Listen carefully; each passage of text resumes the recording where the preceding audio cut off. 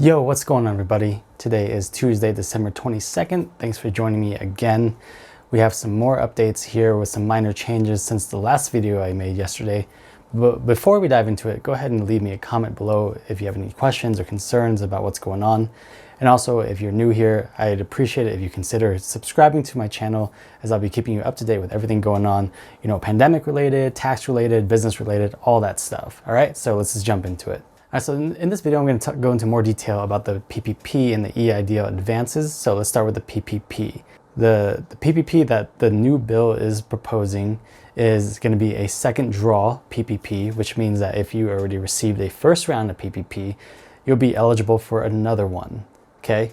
And so here are some of the qualifications for businesses. First, a business has to be under 300 employees. If the business already received the first round of PPP, they must have already used it all up, or they must intend to use it all up before they can get the second draw of PPP. There will be a 25% revenue reduction clause between quarters between 2020 and 2019. So what that means is, if you look at your 2020 quarter, let's say you pick Q1 2020, it's got to have at least a 25% reduction in revenue compared to 2019 Q1. And you can pick any quarter during the year to make this certification or comparison. If you apply for the PPP loan after January 1 of 2021, then you can use your Q4 to compare against Q4 of 2019. In my last video, I did say it was 30%. That just must have been the version of the bill I was reading at the time I was making the video. So as of now, it's changed to 25% reduction, okay? And the amount of money that's being appropriated towards the PPP is, let's see here, it's $284.45 billion, which is plenty of money. The maximum loan amount is going to be $2 million compared to the first round of PPP, which was $10 million. So these are going to be smaller loans that are going to be more targeted towards small businesses. I think more people are going to be a little more happier about this, since a lot of larger businesses were qualifying for PPP loans during the first time around. So how much loan can you actually get? It's going to be the same as the first round, where you can apply for 2.5 times your average monthly payroll costs.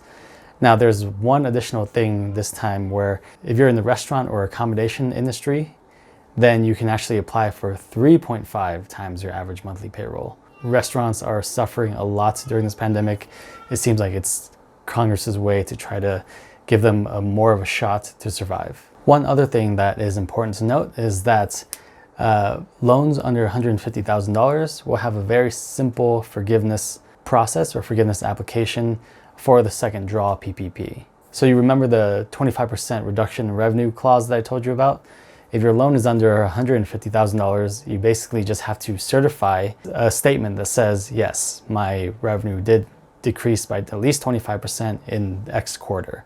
If your loan is above $150,000, then I believe the SBA will require you to send proof of that reduction. If you're below $150,000, you just have to certify that you did incur that reduction. Now, this is going to open up a lot of doors, I believe, for fraud. As you know, if you've been following the news, you know that there's been a lot of fraud around the PPP. And if you're thinking about it, it's just not worth it. It's a federal crime if you defraud the PPP program. So, it might be tempting, if your loan is $150,000, just to say, oh yeah, I had a reduction in 25% revenue, but don't do it, because the SBA will have the right to audit your application and your forgiveness application at random. And if yours happens to be one that's audited, you can't explain yourself out of that one, because you signed a certification saying that you did have a reduction, and so you lied, and so you committed fraud, and you're going to pay heavy fines and possibly go to jail. So if you're thinking about it, just don't do it. Next, I'm going to talk about the EIDL Advance or EIDL Grant program that's been introduced in this bill. Last video, I kind of called it a second round of EIDL Grant. Well, I'm going to provide some more clarification in this video. So this EIDL Grant program in this bill is meant to target more low-income or heavily hit businesses.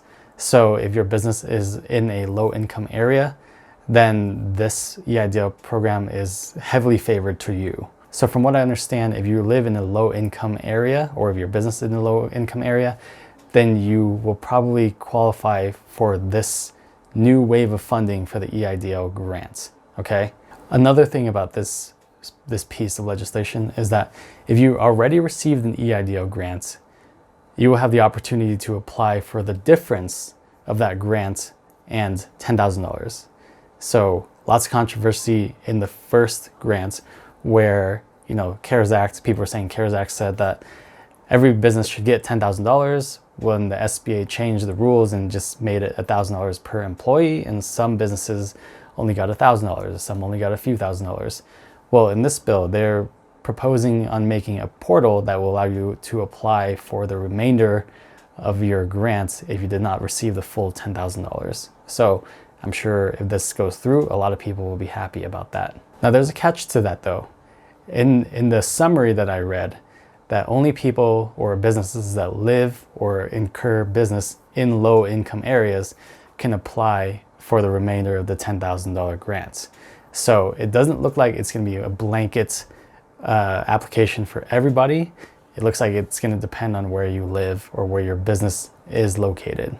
That's one unfortunate thing about this particular item. So if you did not receive the EIDL grants the first time around, and you live or your business is located in a low income community, then you can apply for it this time around, okay? There obviously still needs to be a lot of clarification done around this EIDL grants process and who actually qualifies for this round going around.